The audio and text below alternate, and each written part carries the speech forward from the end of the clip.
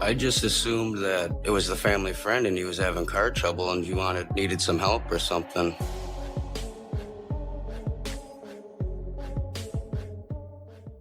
The city of Baraboo in Wisconsin is nestled in the heart of Sauk County and boasts a rich history dating back to its early settlement by European pioneers in the 1830s. One of the most prominent figures of Baraboo was Al Ringling, the Ringling Brothers circus founder, who along with his brothers turned what was then a small town into a circus empire hub. Since then, Baraboo has blossomed into the largest city in Sauk County, proudly claiming the title of county seat. On the muggy summer night of the 29th of July, 1995, 13-year-old Thaddeus Phillips, affectionately known as Thad, had drifted off on the couch at his family's home on the county highway in Baraboo. In the haze of half-sleep, he suddenly became aware of somebody lifting him and cradling him in their arms. Assuming that it was his father, he allowed himself to be carried, anticipating that he was going to be placed in his own bed. However, as Thad emerged from his daze, he found himself standing outside, disoriented and perplexed. Beside him stood an unfamiliar older teenager, exuding an air of friendliness. With a casual demeanour, the teenage boy asked Thad if he could help him with his car.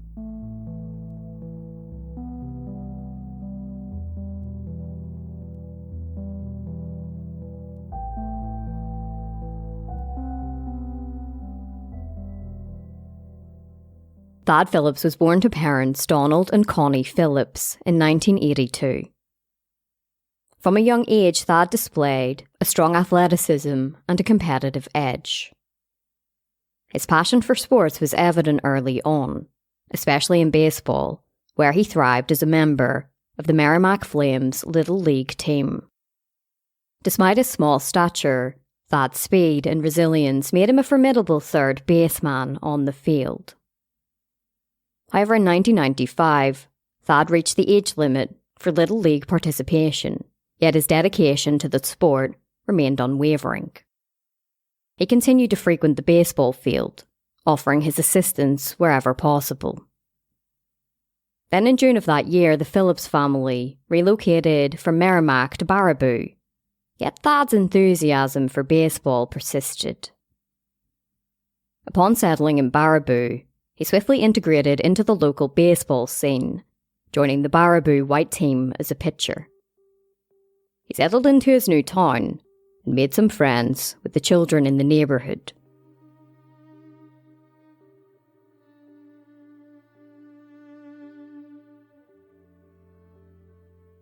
After the older teenage boy carried Thad out of his home and requested assistance with his car, Thad agreed. I just assumed that it was the family friend and he was having car trouble and you needed some help or something. And my dad probably wouldn't get up to help him, so he thought maybe I could. He was half asleep as the teenager asked Thad to run with him over to his home on County Highway U, just half a mile away.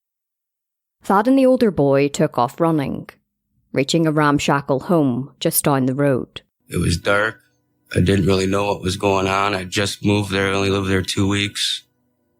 I wasn't scared. I didn't know I should be scared. Introducing himself as Joe, the teenager opened up the front door and welcomed Thad inside. As Thad's eyes scanned the interior of the home, he was taken aback by the state of it. There was trash all over the place, and beer bottles lined up along the kitchen counters. Parts of the floor were even missing and covered with boards. This place is a real dump. There's trash everywhere. It's garbage, old food, old dishes. I realized it wasn't a friend of the family. It looked more like an abandoned home than a home that anybody would live in. But Thad was here now, and he was ready to help. Joe then told Thad that he had actually brought him over for a party, not to fix his car. He said that other local boys would be arriving soon, but in the meantime, he could check out his model car collection upstairs while they waited. Trusting Joe's friendly demeanour, Thad followed him up the stairs and into a small and dirty bedroom. Once inside the bedroom, Joe shut the door behind them. He showed Thad his collection of baseball cards and model airplanes and cars, before his demeanour quickly underwent a stark transformation. The friendly facade vanished, and Joe looked angry. Without warning, Joe forcefully pushed Thad onto the stained bed and lunged on top of him, seizing his ankle in a tight grip. Joe then twisted Thad's foot around his own leg, causing the bone above his ankle to snap and splinter under the immense pressure. But the brutal assault didn't end there. Joe proceeded to rain down punches and bites upon Thad as he tried to defend himself against the much bigger teenager. In a moment of sheer terror, Thad believed his life was in jeopardy as Joe unleashed his relentless onslaught. Suddenly, however, Joe abruptly stopped the attack and left the room, leaving Thad immobilized and in excruciating pain. Despite his desperation to escape, Thad found himself unable to move his legs. Upon returning, Joe attempted to tend to Thad's injuries by applying bandages and braces, displaying a bizarre shift in behaviour. He then asked Thad whether he was hungry and brought him a sandwich and a glass of water, but Thad was much too terrified to eat or drink. Joe then turned on the television and watched an episode of Tales from the Crypt as Thad shook in both pain and fear. In a desperate bid for escape, Thad summoned his dwindling reserves of strength and managed to rise from the bed, pushing through the pain to navigate towards the bedroom door. I was so scared and confused at the time I didn't feel much pain in my ankle, but I did feel the bone slipping past my foot bone when I was trying to run on it. A really strange feeling. I made it down his stairs, out of his bedroom, down the stairs, through the living room, and halfway through the kitchen when he caught up to me. With each step, the jagged edge of his fractured leg grated against his ankle. Despite his agonizing condition, Thad persevered, hobbling down the stairs towards the kitchen in a race against time. However, his fleeting hope was dashed as Joe swiftly closed in, seizing Thad by the neck and forcefully restraining him on the couch.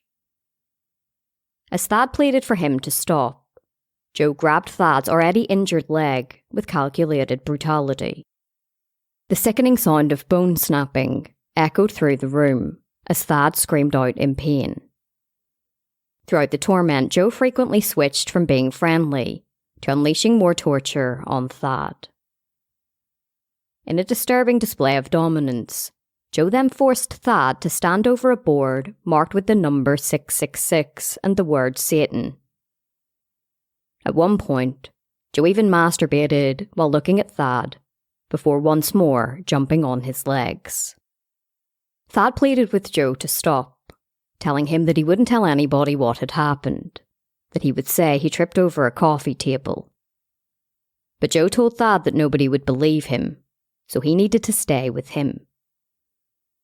Joe then carried Thad back upstairs and placed him on the bed. He then grabbed his ankle and twisted it all the way around, shattering it with a sickening crack. Thad desperately begged Joe to stop and questioned why he was hurting him. Joe bluntly responded that he loved to hear the sounds of bones breaking. He then added that Thad wasn't his first victim, that he had done the same thing to another local boy named Christian Steiner.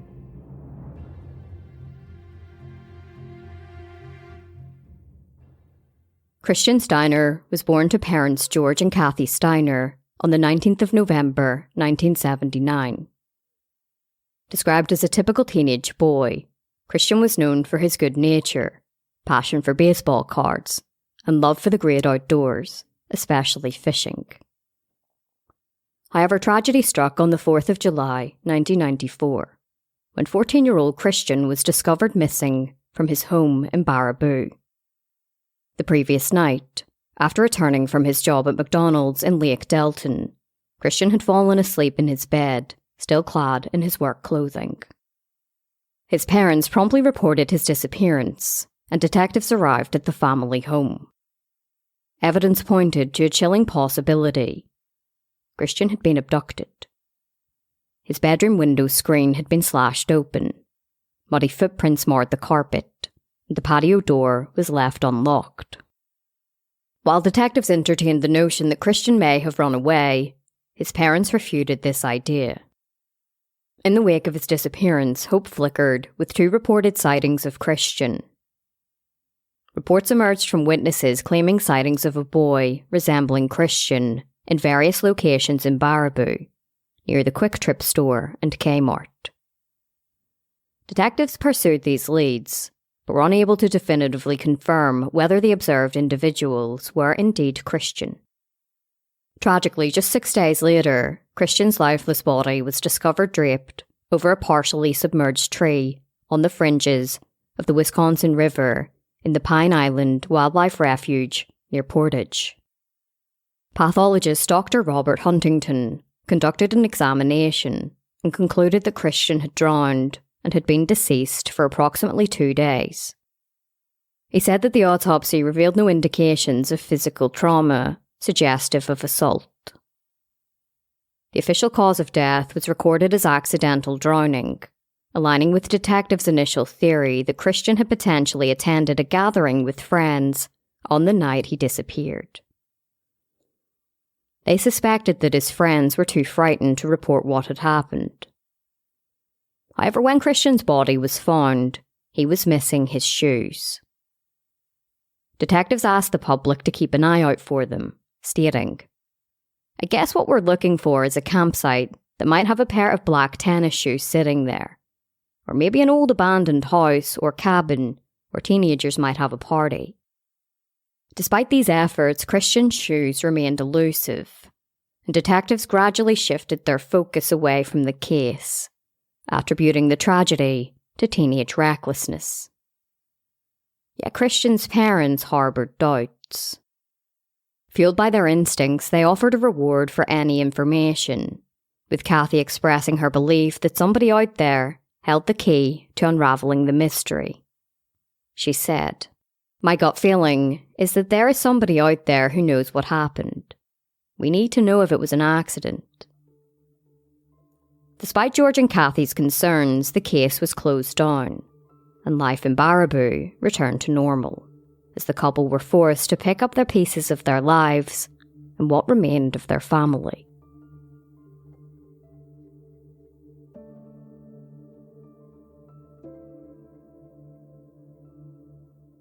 Almost a year to the day after Christian's disappearance, another family in Baraboo woke up to discover their son missing. Thad's father, Donald, awoke around 4 a.m. the next morning to find Thad absent from the sofa where he had fallen asleep the night before. He was nowhere to be found in his bedroom either. This was the morning after Thad had followed Joe back to his home. Thad's shoes remained inside the home, but there was no trace of Thad himself. Concerned, Donald and Connie embarked on a search for their son. Having recently relocated, Thad had yet to establish many connections in the area, making his disappearance even more alarming.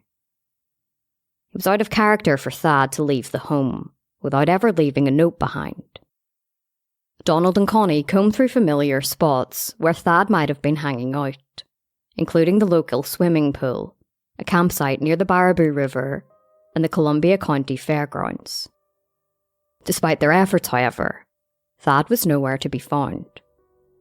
With growing unease, the couple decided to report Thad's disappearance to police.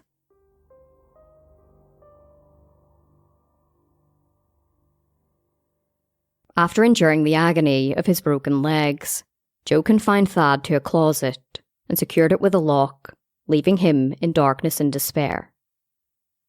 In the solitude of the enclosed space, Thad grappled with the grim certainty of his impending death.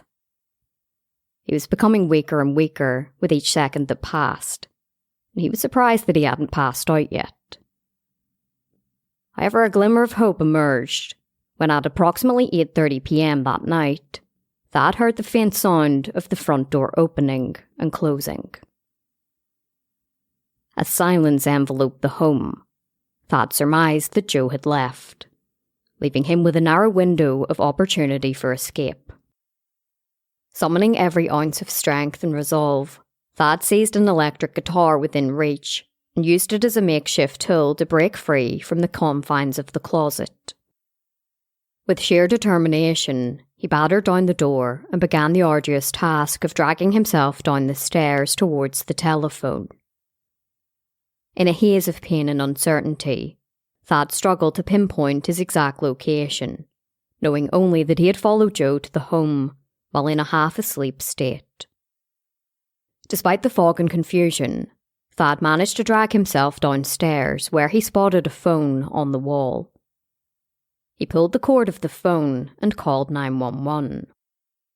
When the 911 operator picked up, Thad frantically said that he was being held captive and tortured by a boy named Joe. He wasn't sure of his location, but the 911 operator was able to trace the call and send officers over to Joe's home. Okay, the officers are there. Hold on. Stay on with me, though, okay? Dad? We're here. Wait, anybody else there with you? Nope, just me. Sorry. Sorry. I'm here. Okay, great. Did you know what's going? She's going. The officers found Thad in the kitchen, with his left knee completely backwards and his feet facing sideways. Paramedics arrived at the scene shortly thereafter, and Thad was placed onto a stretcher. He was rushed to St. Clair Hospital, while detectives set up a stakeout at Joe's home to await his return.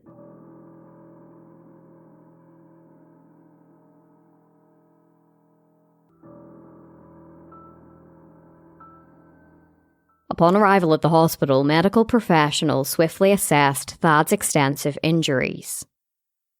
He had sustained 2 broken femurs, a shattered knee, a fractured tibia, and a mangled ankle. Nearly 1/3 of his blood had pooled into his legs, bringing him perilously close to the brink of death. The severity of his injuries were likened to those typically sustained in high-impact car accidents. Recognizing the urgent need for intervention, doctors swiftly prepared for emergency surgery. With remarkable precision, they inserted pins into one leg and a rod into the other, working tirelessly to stabilize his shattered limbs and stem the life-threatening loss of blood. Meanwhile, detectives wasted no time in arresting Joe at his home. They identified him as 17-year-old Joseph Clark. The teenager's troubled background was brought to light as investigators delved into his past. Born to a drug-addicted mother, he faced an uncertain future until Ronald and Bertha Clark stepped in, adopting him when he was just a baby.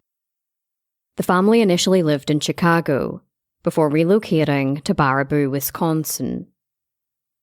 However, the move did little to alleviate their struggles. Ronald and Bertha battled alcohol addiction, creating a tumultuous environment for their young son. While growing up, Clark frequently accompanied his parents to bars, exposing him to an unstable and unhealthy lifestyle from a young age. But despite the chaos surrounding him, Clark was loved by his adoptive parents, and there were no reports of abuse within the household. However, the family lived in squalor, adding another layer of instability to his upbringing. Joseph Clark's life took a darker turn in 1993 when he was involved in a traumatic motorcycle accident that resulted in brain damage. The accident left him with severe injuries, including being thrown several feet into the air and landing on his head.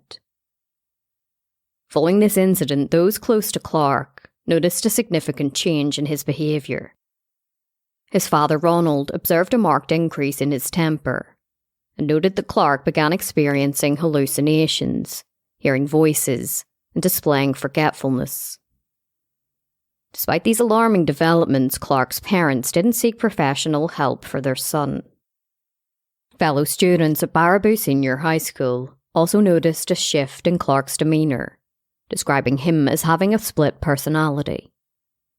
While he could appear normal at times, he exhibited aggressive behaviour and was prone to picking fights with other students. Clark's attendance at school became irregular, with long stretches of absence during his final year. Then the disappearance of Christian Steiner raised suspicions among local teenagers, many of whom believed that Joseph Clark might have been involved. Christian and Clark had known one another, and according to Christian's mother, Kathy, Clark had interacted with Christian the night he went missing. Allegedly, Clark had tried to persuade Christian to accompany him somewhere, but Christian had declined the invitation.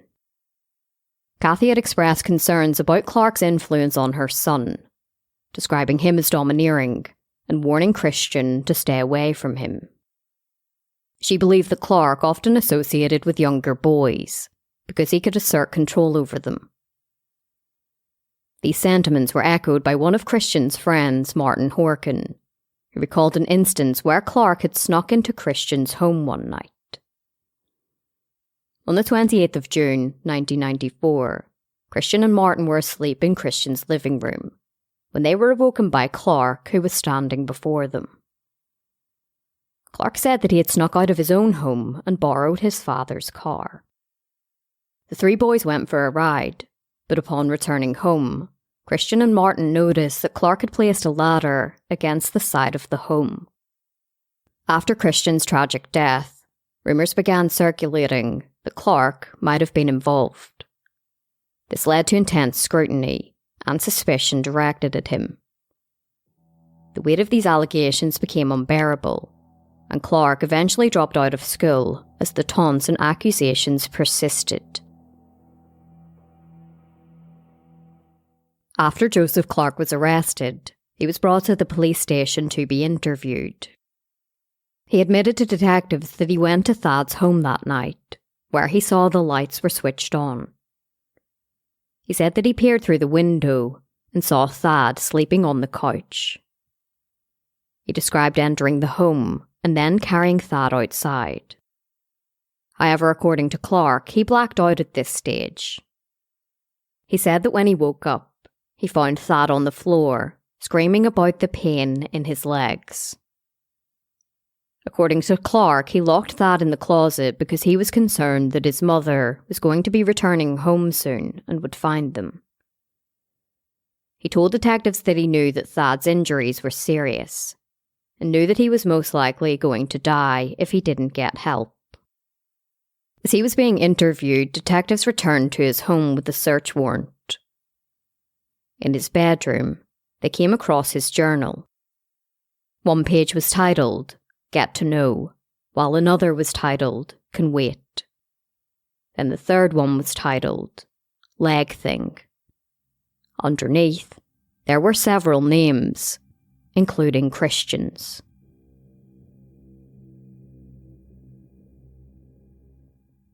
Following the arrest of Joseph Clark, he was transported to a juvenile detention centre. Prosecutors asked the judge to transfer the case to adult court. While the case was working its way through the system, questions lingered about Christian Steiner. Clark had told Thad that he was responsible for his death a year beforehand. Detectives decided that they would exhume Christian's body so that it could be x-rayed. His autopsy hadn't been a complete one. The pathologist had simply found evidence of drowning and ruled that as the cause of death. He hadn't done an in-depth autopsy, looking hard for evidence of any other injuries that Christian may have sustained. Kathy and George were pleased with the development, but they were also annoyed. They had said for the past year that their son didn't accidentally drown. Kathy commented, "I'm not sure that it's related, but it sure sounds like it. From the description I read in the paper, the suspect lived just 2 miles down the road." The second autopsy of Christian revealed that he had sustained injuries that were very similar to Thad's injuries. He had 2 broken ankles and 2 broken knees. The case was reopened as a homicide investigation, with Joseph Clark as the lead suspect. While detectives continued in their investigation, Thad was allowed to return home from hospital after a 10-day stay.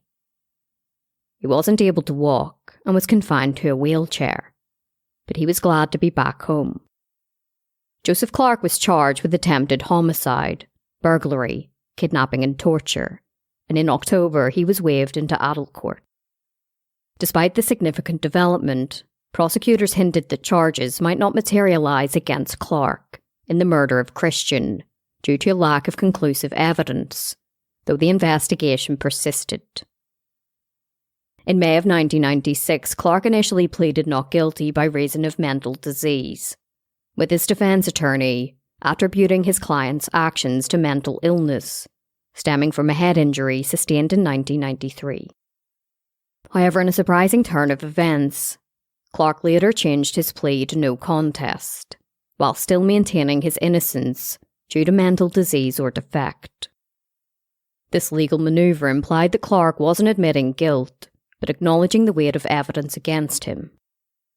Judge James Evanson accepted the no contest plea to all of the charges against him, which meant that the trial would proceed to the sanity phase, but at a later date.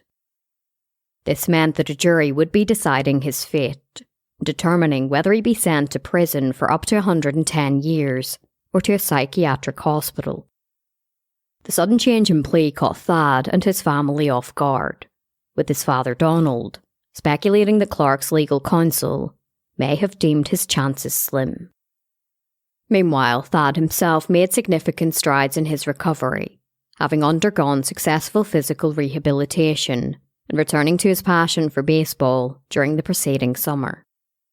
Clark appeared in court on the 18th of September for the insanity phase of the trial, during which his defence team sought to establish his insanity plea. They argued that the motorcycle accident had caused an abnormal mental condition in Clark, resulting in memory loss regarding the incident involving Thad. Testimonies from individuals who knew Clark painted a picture of post-brain operation hallucinations and altered behaviour. However, the testimony of Dr. Park Dietz, a renowned California psychiatrist known for his involvement in high-profile cases such as Jeffrey Dahmer's trial, contradicted the defence's narrative. Dr. Dietz asserted that Clark exhibited sadistic tendencies and derived sexual pleasure from Thad's suffering, rather than being genuinely insane. As District Attorney Pat Barrett said, "I think it would be a disservice to the mentally ill to say they do things like Joseph Clark did." Further testimony from junior high school teacher Paul Kujak reinforced Dr. Dietz's findings, refuting claims that Clark's brain injury had fundamentally altered his character. Kujak recounted a past incident in which Clark had threatened him, suggesting a pattern of behaviour predating the motorcycle accident. According to another psychologist, Dan Mardell, Clark was a habitual liar who faked all manner of mental illness symptoms. Thad served as the key witness and provided disturbing details of the ordeal he endured at Clark's hands while he was held captive. Despite the defence's efforts, the jury ultimately dismissed the insanity argument, finding Clark sane at the time of the crime and therefore accountable for his actions.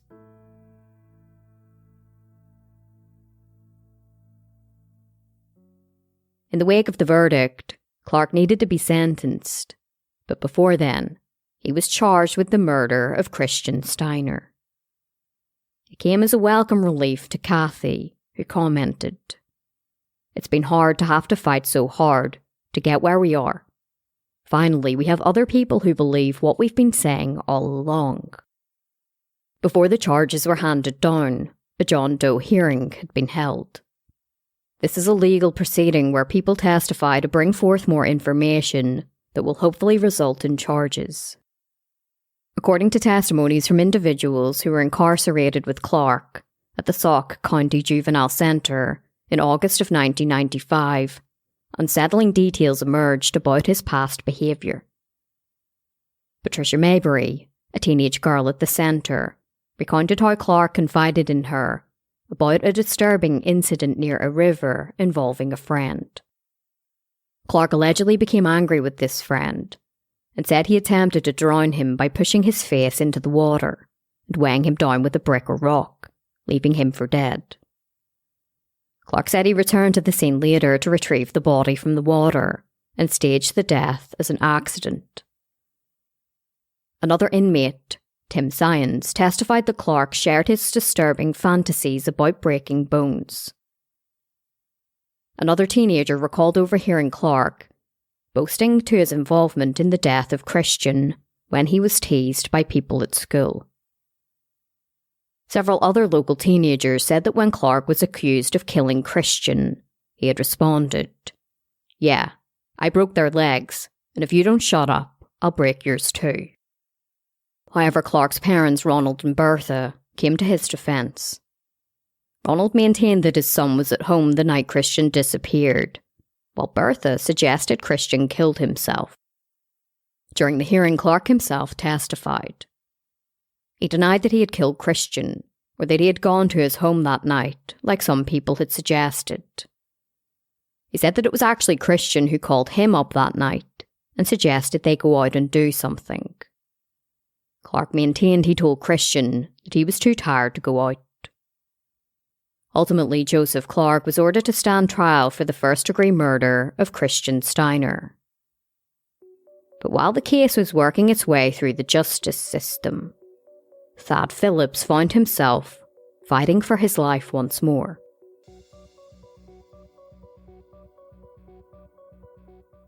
On the 9th of October, 15-year-old Michael Hebsch returned home from school to find himself in a scary situation. As he sat in the living room of his trailer, he caught sight of two familiar faces outside his window. They were none other than his 14-year-old neighbour, Keith Short, and Thad Phillips. Curiously, they seemed to be peering directly at his trailer from a window in Keith's trailer. Michael recognised both boys and harboured memories of past threats from them.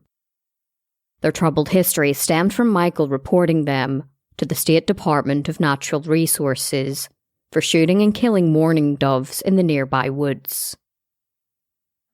With a sense of unease settling over him, Michael observed as Keith and Thad left Keith's trailer and began walking towards his. Moments later, they were knocking on his front door. Fearing the worst and anticipating a confrontation, Michael left out the rear door. However, upon hearing Keith and Thad approaching from the back, Michael made a swift decision to re-enter the trailer and arm himself with a .22 caliber rifle.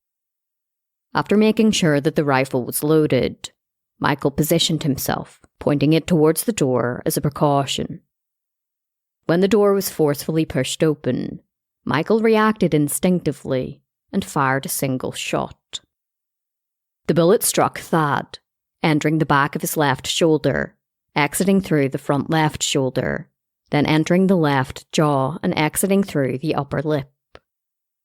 Following the incident, Thad and Keith ran back to Keith's trailer and called 911.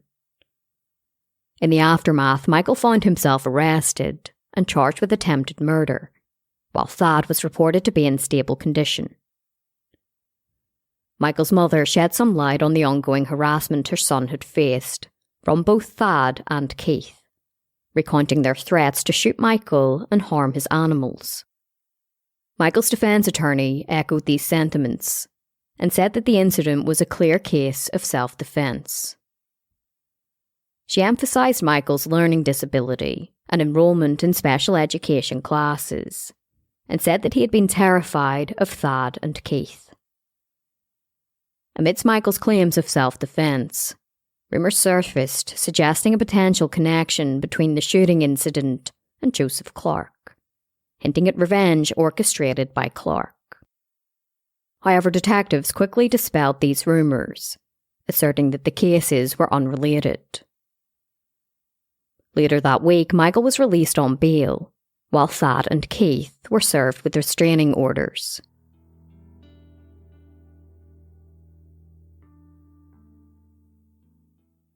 On the 5th of November 1996, Joseph Clark returned to court to learn his sentence for the attack on Thad. The courtroom was filled with spectators, including Clark's family as well as Thad's. But Thad himself was noticeably absent. Judge James Evanson described Clark's actions that day as calculated and vicious. Clark was then asked whether he wanted to make a statement, and he said, "I have done a lot of bad things. I'm truly sorry for all I have done." He was then sentenced to 100 years in prison, with the judge referring to the case as the most sadistic case he had ever seen. In the wake of the sentence, Thad's family filed a civil lawsuit against Clark. They were represented by attorney Thomas Jacobson, who had represented the families of 8 victims of serial killer Jeffrey Dahmer. The lawsuit didn't specify a dollar amount for damages, but it also stipulated that Clark couldn't profit from selling book or movie rights to his story. Then in June the next year, the teenager who shot Thad, Michael Hebsch, was sentenced to 2 years probation after he pleaded no contest to second-degree reckless injuries. He was also ordered to make unspecified restitution to Thad. A couple of months later, the lawsuit that Thad's family had filed was settled. Clark was ordered to pay $21 million in damages, but the judge ruled that he could make money off the case from behind bars if he wanted to. Clark's murder trial began on the 5th of November 1997, with prosecutor Pat Barrett delivering the opening statements. She wasted no time drawing parallels between Thad's injuries and those sustained by Christian. She highlighted the nature of Christian's fractured legs, asserting that they resulted from 4 distinct attacks and bore striking similarities to Thad's injuries. In response, Clark's defense attorney, Eric Schulenberg, conceded Clark's earlier conviction for the assault on Thad. He said to the jury, "There's no question he did it." However, he shifted the focus to the present murder charge and said that it rested solely on circumstantial evidence. Schulenberg criticised the prosecution's case, accusing it of being built upon rumours that surfaced only after Clark's arrest for Thad's abduction and torture. Defence attorney Schulenberg introduced rumours surrounding a party at the old Ringling Place near the Wisconsin River during the time of Christian's disappearance. Allegedly, a teenager had informed detectives that Christian had been partying on a boat with others on the night he died. According to this account, Christian boasted about his swimming abilities. But tragedy struck when another teenager pushed him overboard. When Christian failed to resurface, there was panic among the group, who then fled the scene. As testimony unfolded, Thad once more took the stand as the star witness. He recounted Clark's chilling confessions during his captivity, where he admitted to enjoying the sound of bones breaking and claimed responsibility for Christian's death. Thad testified, "He told me he was fascinated by bones breaking. He just liked to hear the bones break."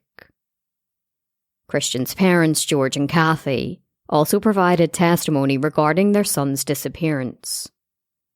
They detailed evidence suggesting an intruder had entered their home on the night that Christian vanished. They mentioned the muddy footprints, a slashed window screen, and an unlocked back door as indicators of foul play. Dr. Alan Breed then testified about Christian's x-rays and said that there were stark similarities between them injuries and Thad's. Several teenagers testified about Clark's confessions to them, including the teenagers with him at the juvenile detention centre. The prosecution also presented Clark's journal, including the page that had Christian's name under the heading, Leg Thing. There were several other local teenagers named, and the prosecution suggested they were going to be Clark's next victims. The defence then called on Clark's parents, Ronald and Bertha, who maintained their son was at home the night that Christian disappeared. However, prosecutor Barrett then produced several witnesses, and even Clark's journal, to show that Bertha had regularly passed out from drinking. She suggested that Ronald and Bertha were blackout drunk, and that their son could have easily snuck out of the home that night. Other witnesses testified that Clark often snuck out at night, usually through his bedroom window. During the closing arguments, prosecutor Barrett said to the jury, "Christian was able to talk from the grave and tell you Joseph Clark caused his death." She then said that the injuries to his legs were Clark's signature. She stated, "He signed his name in every one of those breaks that happened in such a non-naturally occurring fashion. He signed his crime."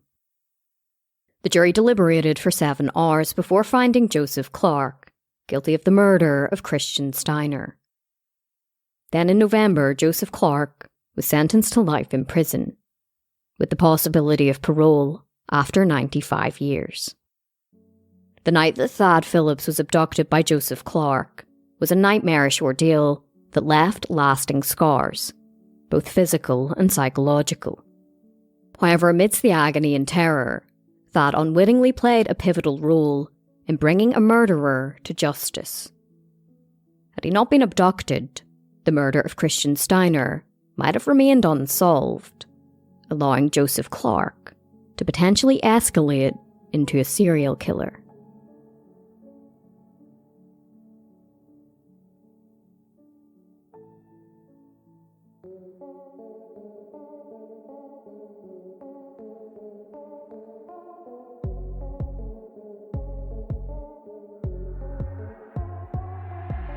Well, besties, that is it for this episode of Morbidology. As always, thank you so much for listening, and I'd like to say a massive thank you to my newest supporters up on Patreon, Kathy, Rachel, and Lisa. You can join us up on Patreon for as little as $1 a month, and there are absolutely no obligations. You can cancel your subscription at any time. Patreon really helps independent shows continue, and as a one-woman show, I really do appreciate the support up on there. I'm also not sure if I've ever mentioned it, but Morbidology is up on YouTube. The episodes are presented in a documentary style, along with photographs and videos relevant to each case. To tune in, please search for Morbidology on YouTube, and please do hit that subscribe button, like and comment. Remember to check us out at morbidology.com for more information about this episode and to read our true crime articles. Until next time, take care of yourselves, stay safe, and have an amazing week.